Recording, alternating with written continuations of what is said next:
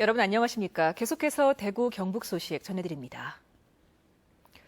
대구와 경북 지역에 엿새째 폭염특보가 발령된 가운데 오늘도 무더웠습니다. 낮 최고 기온이 김천은 36.4도, 대구는 35.4도까지 치솟았고 포항, 의성 36도, 구미 35.9도 등으로 일부 지역은 올 들어 최고 기온을 기록했습니다. 한편 내일도 대구의 아침 최저 기온이 26도로 예상되는 등 일부 지역은 오늘 밤도 열대야가 올 것으로 보입니다.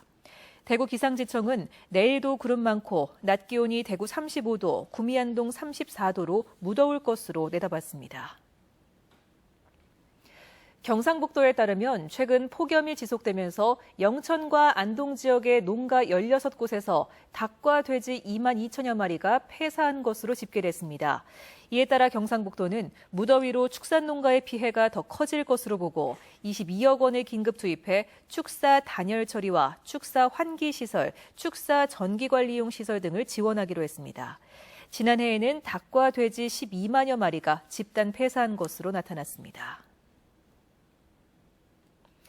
오늘부터 도로교통법이 일부 개정됐습니다. 보복 운전을 하면 운전 면허가 취소될 수도 있고 긴급한 상황이 아닌데도 사이렌을 사용하면 범칙금이 부과됩니다. 양관희 기자가 보도합니다. 지난 2월 동이 트기 전 새벽, 화물차가 옆에서 갑자기 승용차를 도로가로 밀어붙입니다. 좀 더 가서는 승용차 앞에서 여러 차례 급정거합니다. 진로 변경을 이유로 보복 운전을 한 운전자는 특수협박 혐의로 형사처벌을 받았습니다.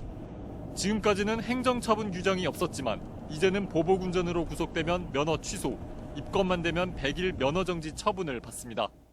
특정인을 대상으로 하는 보복 운전은 그 위험성과 비난 가능성이 매우 높은데도 불구하고 운전면허에 대한 행정처분 규정이 없었습니다.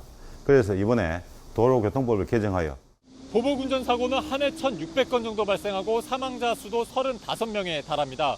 그러나 입증하지 못해 단순 교통사고로 처리된 것까지 고려하면 이 수치는 더 많을 것으로 예상됩니다.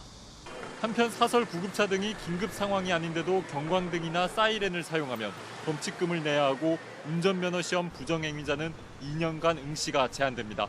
MBC 뉴스 양관입니다.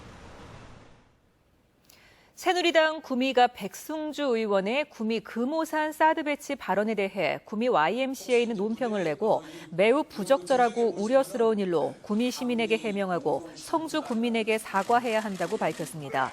백승주 의원은 지난 26일 새누리당 원내지도부의 성주 방문에 새누리당 경북도당 위원장 대행 자격으로 참석해 구미 금오산에 사드를 배치할 수 있냐는 성주 주민의 질문에 그렇다고 답해 논란을 불러일으켰습니다. 대구지방법원 상주지원은 지난 총선 직전 지지자 3명에게 선거운동비 명목으로 750만 원을 건네고 상주의 한 사찰에 냉장고를 기부한 혐의로 구속 기소된 상주 군위 의성 청송 지역구 새누리당 김종태 의원 부인 60살 이모 씨에게 김 의원의 당선 무효형에 해당되는 징역 1년에 집행유예 2년을 선고했습니다. 대구 경북 소식 전해드렸습니다.